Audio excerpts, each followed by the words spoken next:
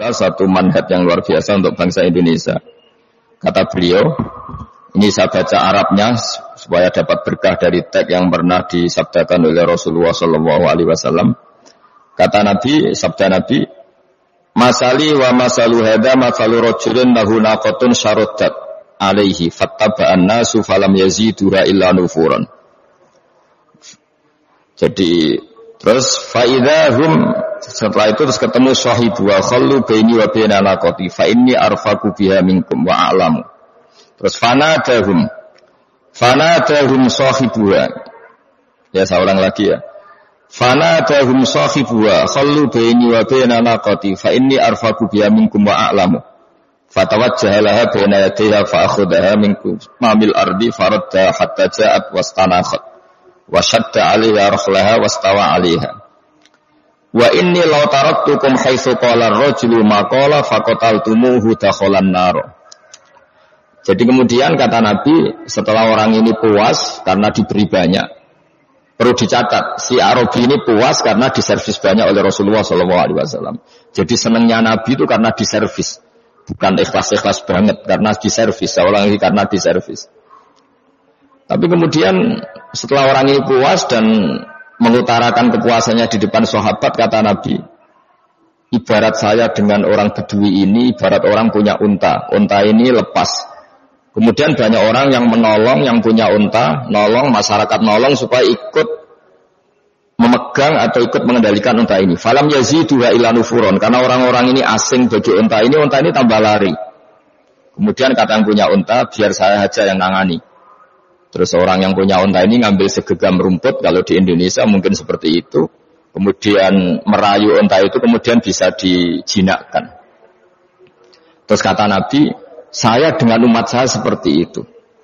Setahu-tahu kalian tentang metode menobatkan umat itu tahu saya, kata Nabi. Karena saya arfak, saya yang lebih kasih sayang kepada mereka. Kalau saja orang Arabi kemarin kamu bunuh dalam keadaan dia membenci saya, mengumpat saya, mengkritik saya, maka dia mati dalam keadaan kafir. Karena dia mati dalam keadaan membenci Rasulullah SAW. Tapi uniknya Nabi menghilangkan kebencian ini juga dengan servis sosial, dengan memberi lebih. Dan sekarang si Arabi ini mencintai Nabi ya karena diservis lebih. Dan itu cukup.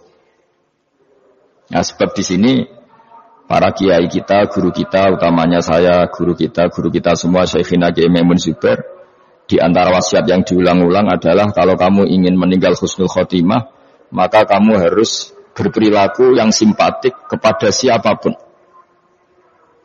Wal ya'ti ilan nas ma yuhibbu ayyuta ilaih. Kita harus berbuat baik dengan siapapun. Karena agama ini, kebenaran ini bisa dicintai ya kalau kita baik.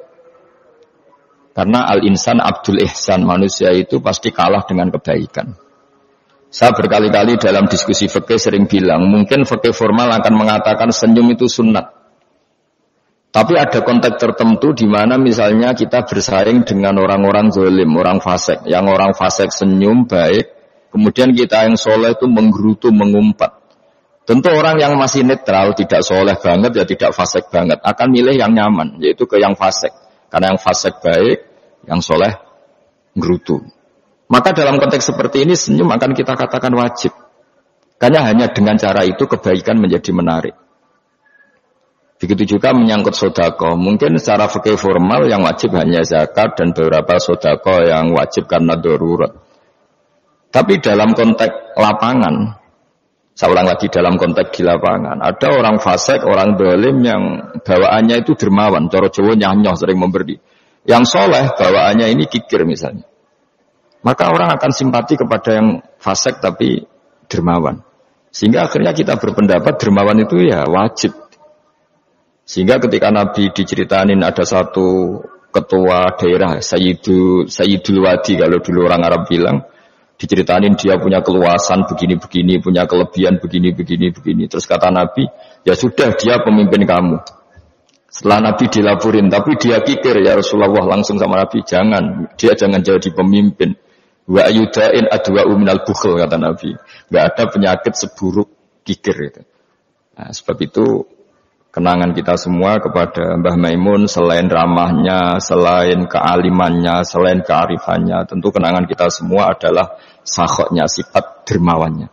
Dan beliau sering fatwa dan itu saya hafalkan. Man arada sabat ala ta'alimi hadaddin fi misli hadal asr labudda wa antakuna lahu ma'arif wa madarik lam tuhab fil ayyamil khaliyah.